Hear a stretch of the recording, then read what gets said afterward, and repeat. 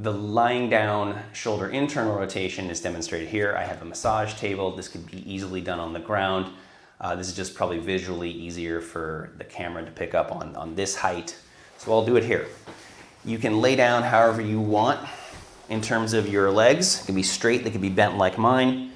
It's not important.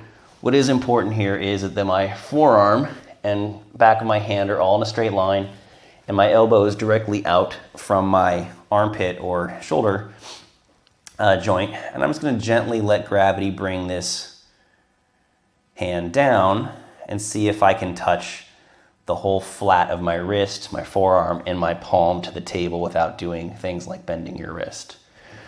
And also without moving your elbow down. It becomes easier if you allow your elbow to come down, or if you pull the shoulder off of the table or the ground. In this case, you can see I'm not able to touch the level of the table, and therefore this would be a positive test. I don't feel anything restricting me, it just stops. Let's try the right hand side. From the right hand side perspective, I'll make sure this elbow is pointing straight out. My forearm is straight up. It's also not in or out. It's at a 90-degree angle. And I'll just gently let gravity take my arm down. And that's about where I get to.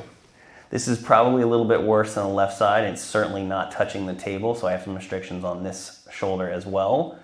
And I would even say, from my perspective, it looks like I have a little asymmetry left to right.